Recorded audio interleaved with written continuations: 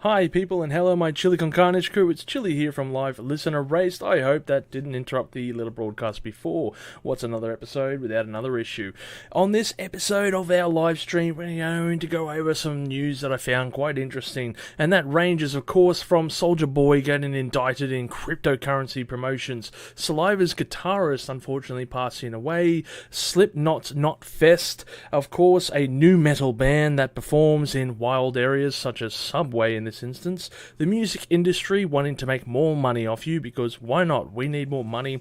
And of course David Bowie and his influence on the goth rock scene. So before we go into all of these things, I wanted to quickly go over the newest albums that have dropped today or are going to be dropped tomorrow, depends on where of course you live. So thank you everyone for coming in and tuning in to this episode wherever you are joining us from, and here we go, because these are the newest albums that have dropped. August Burns Red with Death Below, Baby Metal, and I was just listening to this album, Baby Metal, the other one, Down Raid to Know the Light, Fall Out Boy, So Much for Stardust, yep, they have released another album, people, Floor Jansen, Paragon, and Hatred, Reborn, Shan, Fascination Street Sessions EP, Keep of Calassian Catharsis. I'm not even going to be able to pronounce this, people. Liturgy 93696. It sounds like a bloody liturgy. That sounds like a bloody. It sounds like a brand of detergent. Mork. Yes. Okay. Dupet. Dupé, I'm going to say. It sounds kind of French. Ne Oblivisaris Exul, and Of Sulfur, the Burden of Faith. Gosh, these of and all the rest. We got Saxon. More inspirations. Please do bring the inspirations. Saxon, interesting band there. Subway to Sally. Himmelfahrt. Is that really what it was called? Himmelfahrt? That's got to be, yeah, okay, that's apparently an album title. Theory of a Dead Man, Dinosaur. Of course, there are a few other albums that were released today outside the metal community, and those ones also include Depeche Mode, Memento Mori. There was also Jeff Goldblum, who released an EP, Plays with Others. I was just listening to it a moment ago as well. Yeah, I'm going to be doing a review on that. That's a small EP as well. Lana Del Rey, did you know that there's a tunnel under Ocean Boulevard? And, of course, I've covered the rest of them. So, let's get into the bulk of this. And just before we go into the major stories that we were discussing just at the intro of this one, I wanted to recap on one of the stories, which was Roger Waters from the last week's episode. And if you didn't see that one, basically, Roger Waters was suffering cancellations in Germany due to some stuff that he said that was perceived as anti-Semitic. And it's his stance on Israel, pretty much, that's getting him cancelled. He had a retort to this whole saga, basically saying it's boiled very simply down to do it and I'll sue you. Yeah, that's the way litigation works, I guess. I mean, you have a contract and you break it, and I will sue you for doing so. Welcome to the world, everyone. Welcome to the world. And you know he'll win. He will win that. I don't think there's any way that there would be a little section just saying, yes, you can not say this and that, and we won't cancel you. But then again, we are talking about Germany, so, you know, Pantera was threatened to be cancelled because of stronger things. So, I don't know. Who knows? I don't know if that Pantera thing went over well. But the end of the day is, I think, they still went ahead with their shows from memory. Another one as well was, I saw a little comment that Nikki Sixx made about Motley Crue, well, not necessarily about Motley Crue, I should say. Nikki Sixx from Motley Crue was making in regards to alcohol. The article said that Nikki Sixx wanted banned. It's really just a comment that he was saying, if it was banned, I think it should be, because no one makes good decisions while they are drunk, which kind of explains the whole band. Yep, that's the punchline. I have nothing to add to that. We tried doing Prohibition once before. We can see how that went. So, let's get into the rest of this episode. First up, Saliva's guitarist Wayne Swinney has unfortunately passed away suffering a brain hemorrhage while on tour. This was about 15 hours ago. Saliva did songs such as Ladies and Gentlemen, Always, but more memorably Click Click Boom. I remember that song doing the rounds back in the early 2000s. So rock in peace. Unfortunate to hear about that. Soulja Boy, Lil Yachty, Akon, and a few others have been charged for illegal cryptocurrency promotions. Now, this one kind of gets a little bit complicated. There are a few other people involved in this whole saga. Lindsay Lohan, I think, was one of the names I just saw, and there was also some adult porn, adult star, we shall say. But basically, there are a few other actors also involved in this, and it's not that the cryptocurrency is illegal or not able to be used or is a scam. It seems to be the fact that they were offered the cryptocurrency or money to do the promotion, but did not disclose this amount that they got. So essentially money under the table situation. And it's come to light, so obviously there's repercussions for that. Got to declare that. Hell, the tax man always wins at the end of the day. So, looks like they'll be facing some interesting litigations in regards to that. While we are on... No, sorry, that's not while we are on there. Knotfest, people. It is in Australia. As a matter of fact, while I am doing this, it is currently 6:05 p.m, by the way, which means Megadeth will be hitting the stage right now in Melbourne. If you are in Melbourne and watching this stream live, give us a shout out and tell us how they're going, because I would love to know what song do they open up with. So Knotfest is doing the rounds in Australia at the moment. And of course, the bands that are on this is really cool. There's some stuff here. We've got In Flames, Knock Loose, Spirit Box, Spirit of the Year, Alpha Wolf, Void of Vision, Bad Omens, Malevolence, Amon, Amarath, North Lane, Trivium, Megadeth, Parkway Drive, and of course Slipknot. From the news that I have heard, Bad Omens had to pull out from the Melbourne show. There was some kind of issue, a technical issue. So unfortunate to hear that Bad Omens had to pull out from their show. Interesting little band there. I've heard a couple of their songs. Good stuff. So, anyway, Megadeth will be hitting the stage over there in Melbourne. If you're watching again, man, smash that like button. So, tomorrow they will be doing the Sydney tour. So, all of those who are going, I want to say I'm very jealous because I forgot to get my ticket.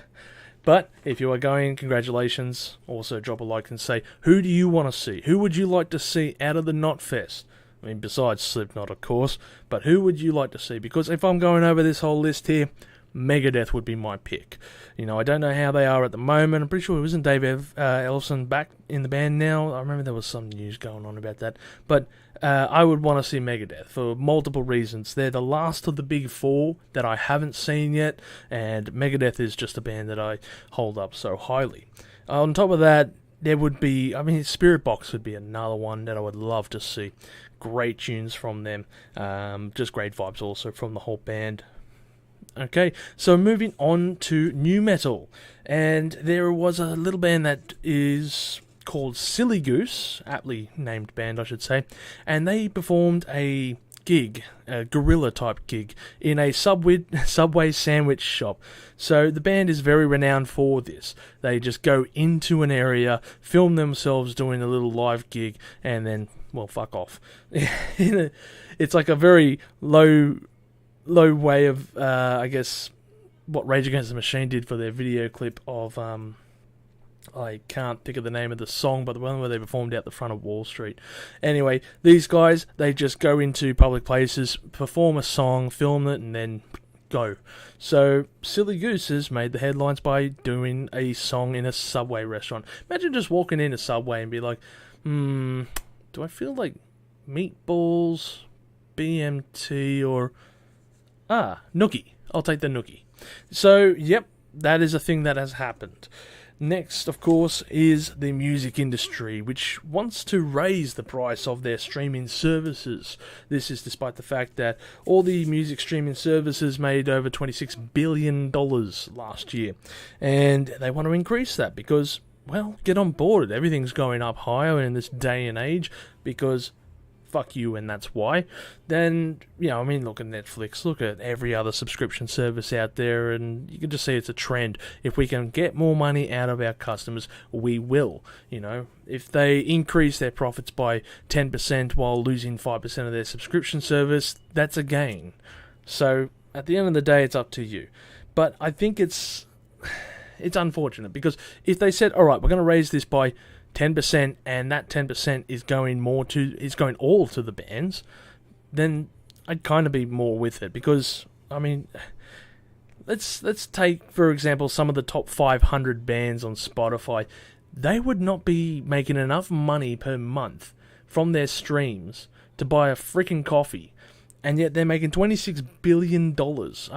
I think that's ludicrous, but at the same time, how would you, I guess, decide these values? Because you weigh it up like this, right? Someone might listen to, let's say, a week's worth of music in 1 month, and they pay $15, while the next person pays the same amount of money and only listens to 1 hour a month. And the way it works on Spotify or whatever is more plays, the longer they listen to the songs, the more money you make, essentially.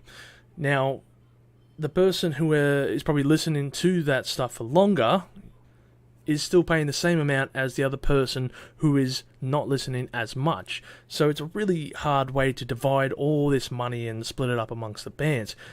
Great for exposure and ease of access, much more difficult to share the profits, if you will. And I think it's it's been an issue for a long time, but I think it's kind of coming to a bit of a head by the sounds of it. If they're going to be raising their money, more artists are going to be vocal. Maybe there's going to be more artists that'll pull themselves out of the platforms and try to get on board with some other platforms, So we'll see what happens. It's definitely a Pandora's box when it comes to this type of thing. It's a complicated one. What can you say in regards to the music industry making all this money from streaming services when you don't see the shares? What they probably should do, I mean, I don't know how they would implement it. I'm just spitballing here, of course, but similar to the way that, I guess, YouTube does their things, I guess, where you become like a YouTube partner after X amount of plays and X amount of subscribers and stuff, and it's ad revenue per video, per 1,000 or whatever views it is, and you can obviously have your income through that. Now, it's a bit complicated on that regards, because obviously that's a free service, and maybe that's an idea for someone to pull up. Hey, we're going to do a free service with ads before songs, ads at 5 seconds, I don't know, and maybe it's for X amount of minutes, there's an ad. It does ruin the experience, yes, but if you are listening to Spotify for free, you're already listening to the ads. But the difference is that all the ad revenue goes back to Spotify. While when you go into YouTube, I don't know the percentage, but obviously most of the ads revenue goes to YouTube, but a percentage goes to the person. So that's a kind of a breakdown, I guess, in regards to the music industry just making a lot of money. Because rich people got to get rich, y'all. Join the line. Got to make that dollar bill. So, who knows when it comes to this kind of thing. But it would be kind of interesting because, if there was another platform out there, one more honest, I guess, to the musicians, would you be willing to jump over? Because I've been subscribing to Spotify for like 10, 12 years almost. And if another subscription service came out, let's say it cost another 25% more, but at the same time they were giving a lot more of their revenue to musicians, so it's ethically a better option, I should say, then would you be willing to jump? What is that line that makes you want to go over there? I know that with a lot of musicians, when they tour, they have to tour live. It's not like it was back in the day where you released an album and the purpose of doing live gigs, I should say, was to promote the album. That is the old school way of thinking, because album revenue, sales, physical media consumption, all that factored into dollar stacks in your pocket. The more albums you sold, the more money you had at the end of the day. And that's a great way to do things, of course. Well, that was the way that they did, I should say. That's the way they did things. So, bands like the Eagles, who released the Greatest Hits album and got, 50 million people buying it, that's a shitload of money for them. But if you were to do the Eagles' Greatest Hits today, well, no one's buying the freaking albums because no one's consuming physical media. And a lot of people are going out there, or musicians, I should say, are going, we need to tour for something like 75% of the year to make money. That's a lot of time to be away from your friends, your family, your life, and everything like that.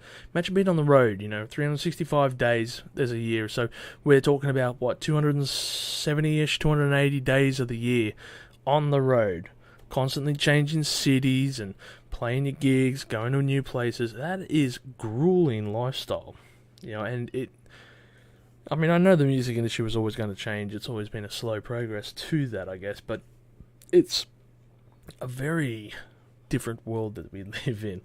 I want to talk to some musicians who are kind of coming through that in the struggling sense and ask them these questions and talk to them about what it's like being, a band that's starting to emerge, starting to come through the ranks, and how the difficulties is. Because we know there are massive difficulties. There always is when you're an aspiring artist and you're coming up and you're trying to get your music heard and played on radio or people listening to it in general, but only to throw another hurdle in with, you're not going to get that much money on Spotify because, physical media is just dead.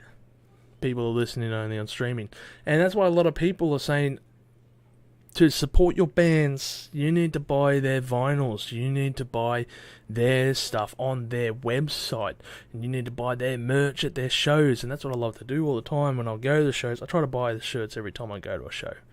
I got an Earthless shirt just recently, and thinking about it, this is a band that's been on the road for about 20 years. And no disrespect to Earthless here, but this is a band that's been on the road for 20 years, releasing their music, and the gig in Sydney probably had 200 people, like 300 maybe, I don't know. Look, I'm not doing the numbers here. 200, 300, 400 people, we'll say, and that's not a lot of people at the gig. But out of that, I'd say there'd be a lot more people buying shirts, the higher percentage, I should say, of people buying records, because that was also available. You could buy the records right there at the shop. So that was cool. I was like, I don't collect vinyl, but if I did, I would have bought one right then. So I got a shirt, I want to support the band. Because buying physical media, buying the shirts and stuff, that's money to the band, and that helps them. Of course, it's always a difficult thing, so make sure you keep up to date with your merch stuff.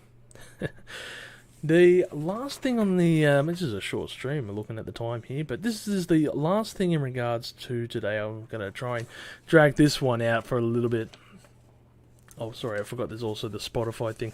But there was an article I found interesting, and it's this musician... Sorry, this musical... Yeah, sorry, it isn't. It's a musician, John Robb, on the goth book. He's basically writing this book about the goth rock scene, and in particular he made an interesting statement, which was, there's no Bowie, there's no scene. And I was thinking to myself, how true can that be? I would never have, if you told me, David Bowie is the goth rock scene, I would have just dismissed you instantly. There is no way or no how that the man himself is really a creator of the scene. I would not have pictured him as anywhere near to do with the scene at all. When you're thinking of the goth scene, I'm thinking of The Cure. That is the band that I think everyone would point to when they say goth rock's origins, The Cure. So I was reading the article with a bit of interest in regards to how he's coming to this conclusion. And I guess he's going really far back into the origins with the way that he discusses some of the other bands that I'm about to mention on this article. But Membrane's frontman and journalist John Robb has spoken to NME about his book detailing the origins and rise of goth. The monolithic book has taken 10 years to write and looks at artists including Bauhaus, Nick Cave, The Cure, and all of these guys, and their place in the building of one of music's most important scenes. Love that Nick Cave got there. Good Australian representation. Now, his quote, I've read a lot of books about the post-punk period and goth is always just dismissively kicked away. It's always really annoyed me that people have seen quite sniffy... people have always been quite sniffy about bands like Bauhaus or Killing Joke. Awesome band, by the way, Killing Joke. Incredible band. Go listen to their first albums, in particular the very first one. Killing Joke is one of my favourite bands, definitely. Despite them being some of the best art rock bands this country has produced, they were often looked down upon, all because they had a dark side and dressed up a bit. And I can understand that, despite the fact it was the 80s, there was still a massive culture shock when it came to what goth rock was, how people were dressing up, and despite the fact that the 80s produced some of the most terrible fashion, we are talking about, for example, you look at The Cure and the way that they were dressed, and even that was weird for the 80s. Moving into the 90s, even still to this day, what can we say? It's a very odd and unique look. But anyway, in his book, Rob argues that many artists contributed to goth-like this from the sidelines, including the Rolling Stones via Painted Black, Pink Floyd via Syd Barrett's early dark poems, and David Bowie. If you did a chemical equation of goth, it's kind of Jim Morrison plus David Bowie plus punk equals goth. That is according to John Robb. It's an interesting statement to take away when you're looking at it, I guess, if you take a step back and really think about the scene. Now, I enjoy goth rock. I'm not fully immersed in the scene. I like The Cure. I like Typo Negative. I like a lot of these bands that they're mentioned in here. Of course, Pink Floyd, the Rolling Stones, David Bowie, Killing Joke, Nick Cave in particular. Both those last two, actually. All of these are incredible musicians, but I never would have considered for a moment that the Rolling Stones, I guess, Painted Black was a massive impact on the scene as per se. It's interesting to think of it in this way because, Painted Black was one of Rolling Stones' first real breakthrough songs, wasn't it? This is going back to like the mid-60s. I think it was 1965, if I'm remembering right. 1964 or 1965. And I'll just, I think interestingly enough, on today, I think Rolling Stones were celebrating one of their first gigs. Anyway, so Rolling Stones, Painted Black. Compared to the music of the day, let's take our minds back to the early 60s here. Compared to the music of the day, which is very friendly, user-friendly pop, sunshine and rainbows type of crap from the Beatles, all that shit. And then you got the Rolling Stones doing Painted Black. It's a pretty depressing tune when you're listening to the lyrics. So I can understand the sentiment in regards to this. And there was also Pink Floyd via Syd Barrett's Dark Poems. Okay, so Pink Floyd definitely had its moniker, its weird twists when it came to Syd Barrett and the unfortunate demise within him. And at the end of the day, I guess it's an interesting note that this goes all the way back.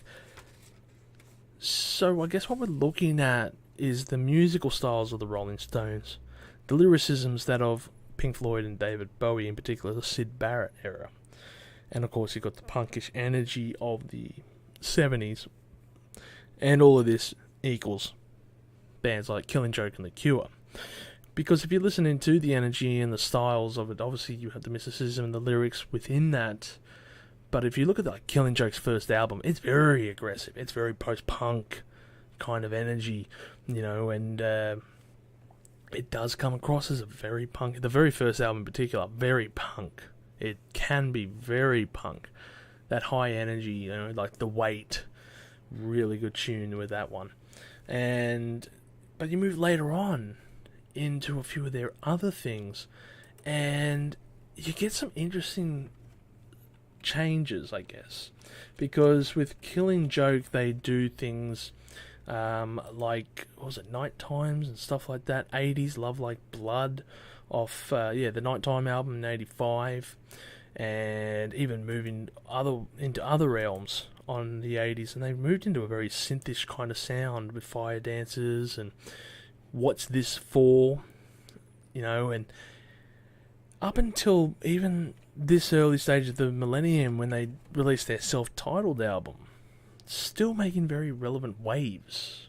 I remember that the self-titled album because one of the tracks off of this, the Death and Resurrection show, which is it's a bit different to some of their earlier stuff. I should say it's vastly different. It was on a Need for Speed Underground. It was on a Need for Speed Underground video game soundtrack, I should say. That was my first taste of Killing Joke, was from the Death and Resurrection show, and I'm thinking, what is this track? It kicks ass. And the fact that it came out around about the time of that game as well, to say this band that has been around for 25-ish years is still relevant in, a youngish crowd. That's an amazing ability to do. Tony Hawk's Underground could show you the same thing, I guess, with a lot of the music that they introduced. But also when you look at Tony Hawk's Underground, a lot of the music was the New Age stuff. I mean, Goldfinger, for example, that was another one. New Found Glory, all those bands from there. But yeah, Killing Joke were in there, and it's great to hear. Now, that was my, taste on that. Nick Cave came a bit later. Same with Typo Negative. That one, I forgot how I really got into Typo Negative. I think I was reading up something about them being used in the Blair Witch Project soundtrack, but the song not really being used in the movie. Because from memory, the Blair Witch soundtrack, it was a cassette that was found on the person who passed away. That was the storyline of what the soundtrack was, because I don't think any of the music from the soundtrack made it to the actual film. So that's what was the soundtrack, and one of the tracks on there was called Haunted, the last track from Love Me to Death album. October Rust, I should say.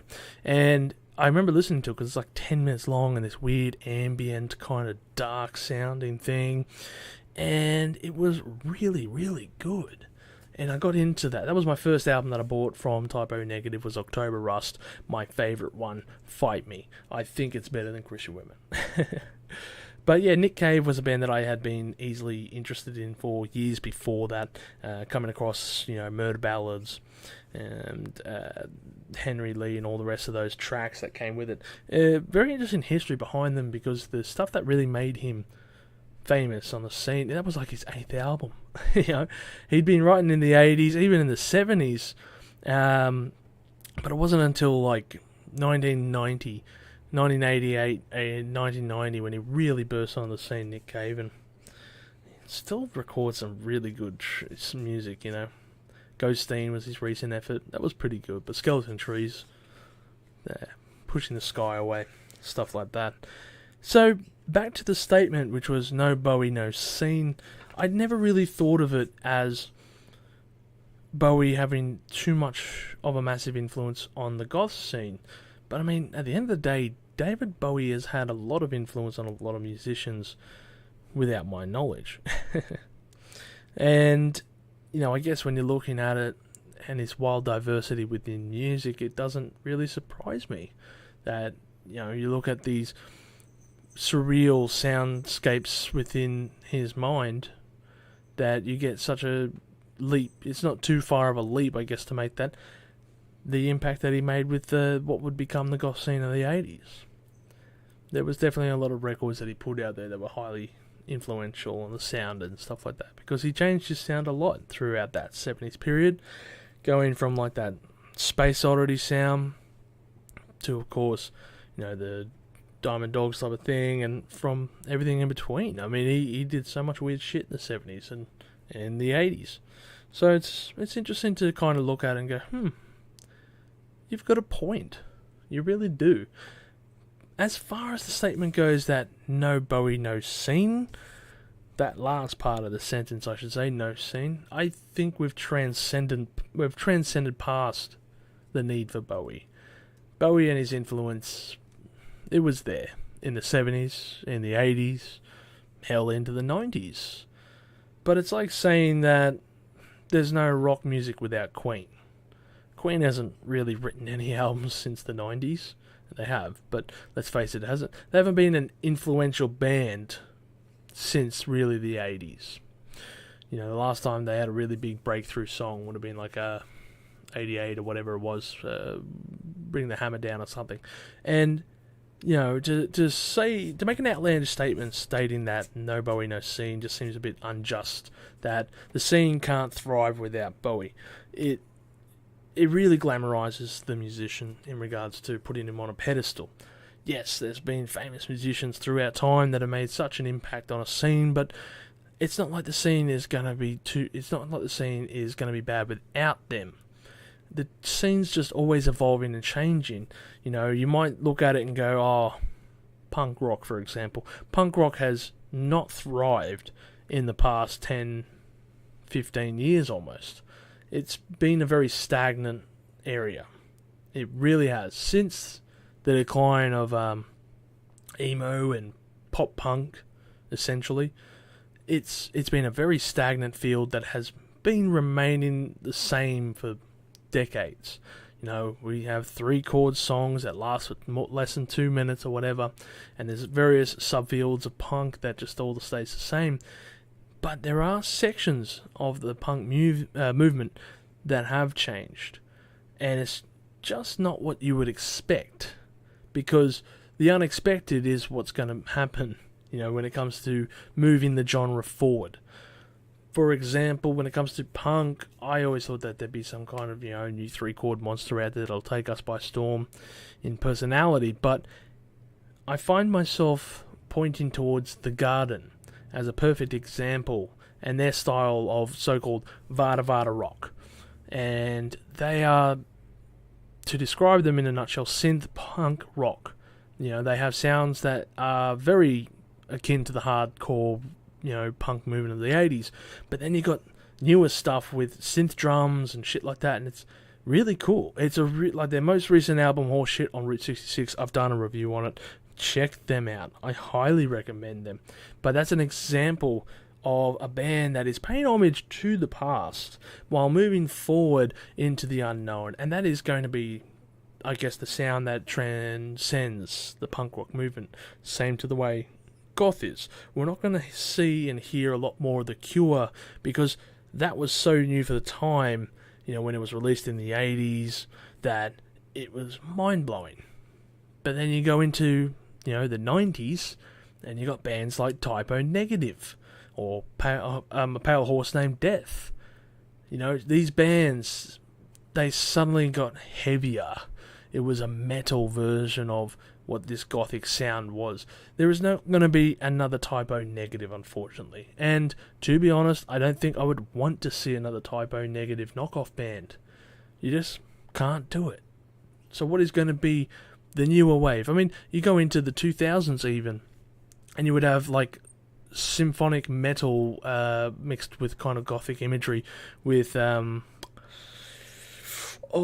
can't think of the name of it, but you know, that's the kind of... Him would be one of the top bands I was trying to think of, sorry. The whole Gothenburg sound, it was a melding of sounds and stuff like that, music and genres, but at the end of the day, it's changed.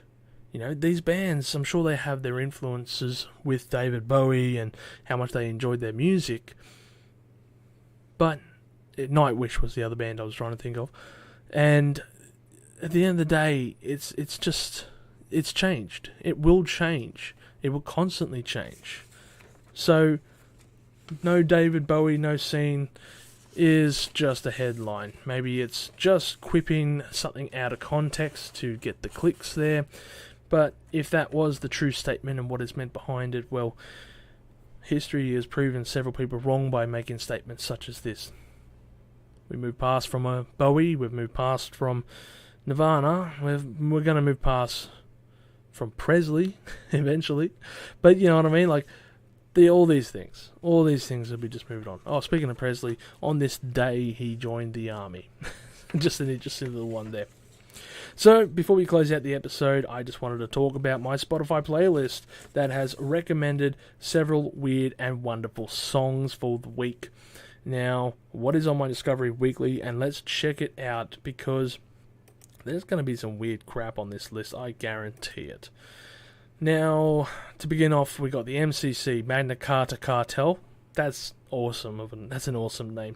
This time, Racer X, Godzilla. I feel like I've listened to Racer X. I have a very strong feeling I've listened to Racer X. 11, Reach Out. I've definitely listened to 11 before. I'm trying to think of the track, but it's not really coming to mind. So I'm going to click onto them and just see what it is. Nope, not the band I was thinking of. Oh, I was thinking of Finger 11. That's who I was thinking of. Graham Central Station, Earthquake. Now, do you want to dance? That's how it's pronounced. Mr. Bungle, Hell Awaits, Summer Breeze, the live version from The Night They Came Home. Really cool. That's a cool album. And I love the design of that album cover. It is sick, like a little bunny face in metal. Cave In, Youth Overridden, Antenna. Don't know what to make of that. What a Cave In. That's a weird name for a band. Gosh, I hope you don't have agoraphobia when you're listening to them. Wukan, that's an unfortunate name for a band. That's Wukan. Are you serious? Wukan. You got to change that band's name. This is like one of those bands that have chosen a name and then years after the fact, or sometime after the fact, something has happened to make them say, all right, there is another thing, and it's taken over the whole name of this situation. And unfortunately, your band's name, is just not going to cut it. Wuhan, obviously Wuhan virus. The other one, for example, is Shihad, the New Zealand group. Shihad, that's Shihad. So, of course, the name pronunciation going amiss for that one. Magma, The Last 7 Minutes, interesting. Rosalie Cunningham, Ride on My Bike, why not? Blue Murder, Valley of the Kings, Highway Suspect, and Gojira. I have to listen to this track, SOS. That's cool. If it's got Gojira part of it, I'm definitely going to listen to that. Perry Farrell, Satellite Party, Hard Life Easy. That's a bit of a juxtaposition, isn't it? I've listened to Wolfmother's Dimension. I know that track. I've seen it being performed live. Good track. The Flaming Sideburns, Up in Flames. Hallelujah, Rock and Roller. Cool, nice one. Rebel Meets Rebel, Get Out of My Life album version, the edited album version. Should I be listening to the unedited version? Who knows? John 5, Strung Out, from the Strung Out album. Like John 5, he does some good stuff. I don't know if I can recall this one in particular, but he has done a lot of solo albums. So John 5, of course, is the guitarist, or was the guitarist, for Marilyn Manson. The Obsessed, Tombstone Highway, Merciful Fate with Egypt in the Shadows. I'm not familiar with this album by Merciful Fate. 1993. Intriguing. Wasn't that around the time of Abigail? I got a funny feeling. Geezer Butler, Plastic Planet. Oh, Drive Boy Shooting. Is that like some kind of English pun on the words? I don't know. I have a feeling I've listened to a bit of this album. Yeah, I don't know. Geezer Butler, of course, from Black Sabbath. Fate. What have we got here? Tigers of Pantang. Tigers of Pantang, Gangland. I wonder if that's a cover of the Iron Maiden song. Intriguing. Captain Beyond, Dancing Madly Backwards. What? Dancing Madly Backwards. Sorry, I thought it said medley, and I'm thinking, what is this? Like a hidden message in a song title? On a Sea of Air. Okay. Naked Giants, Green Fuzz, Phil Campbell and Rob Halford, straight up. Oof, yeah, that's sick. Phil Campbell, of course, drummer for Motorhead. Rob Halford from Judas Priest. That's cool. I'll be checking that shit. Salim's Pot, Just for Kicks, Reverend Bizarre, Cromwell. Wasn't that the name of the English... wasn't he the one who was threatening to blow up Parliament or something like that? Cromwell.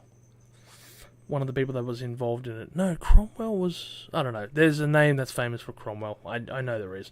Deadbolt, El Paso, Bang Camaro, Push Lady Lightning, Struggle Sturgill Simpson, fastest horse in town. That sounds like something that should be on Red Dead Redemption. What is this? The storm I ride. Alright, between two worlds. Intriguing. High spirits, another night in the city. That is the list from my Discover Weekly. I'll probably follow that up in a couple of days by doing a short video talking about the tracks that I listened to, the ones I found most interesting, the ones that I did not. And that, people, will cut it. That'll do it for this episode of Live Listen Race. Thank you for joining us on this live stream, people. And if you're watching this from wherever you're watching, thank you for doing so.